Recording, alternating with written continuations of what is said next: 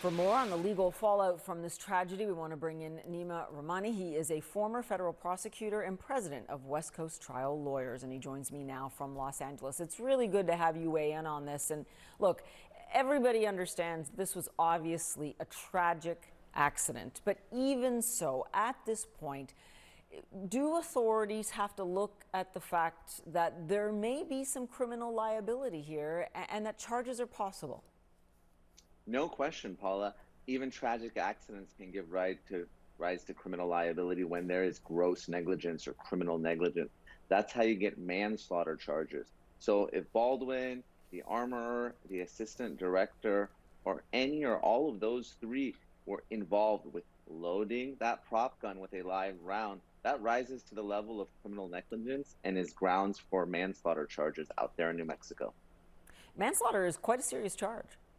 Oh, no question. I mean, it's really just short of murder. Obviously, if there's some actual intent, if whoever loaded that prop gun with a live round intended for Baldwin to use it and to shoot it, then you may even get first-degree murder charges. That's premeditation.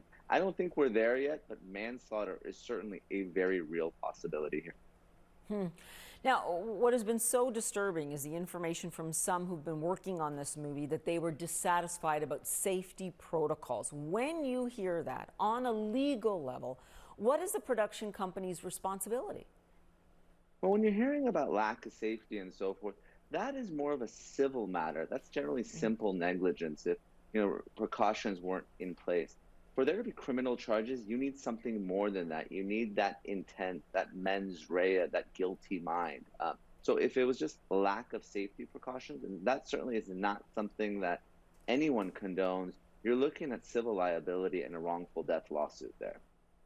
But not in terms of the actual company itself. You're saying that they would actually have to look at the actions of the individuals involved. That beyond that, you're looking at civil liability, not criminal responsibility. Yeah, generally speaking, it's very hard to charge an entity criminally. Criminal prosecution will focus on the actual individuals who were involved in arming this weapon and loading it with that live round. We've seen obviously the heartbreaking photos of Alec Baldwin distraught, uncomprehending of how this could have possibly happened. And yet, as producer of the film, he could also be held legally responsible in some way, right?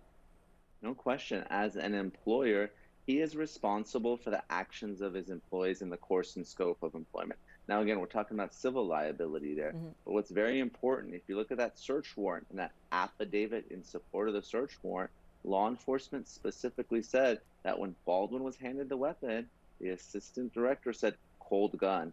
And Baldwin's reaction afterward, it's all consistent with someone that did not know the gun was loaded. That's why I think he's going to avoid criminal liability ultimately, but civilly, another story altogether, and he will be responsible for the actions of his employees and loading that weapon civilly.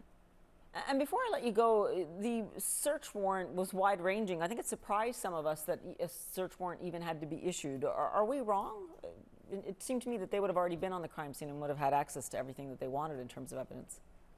Well, that's generally the most prudent course of action if you're law enforcement. You don't want to rely on folks cooperating. You want to make sure that you go to a judge, get that search warrant signed off so you can seize all the weapons, test everything, and any other evidence it's not destroyed or disappeared. So you want to lock in that evidence right away. So it's really prudent that law enforcement went to prosecutors and prosecutors went to a judge there in New Mexico to get a search warrant right away.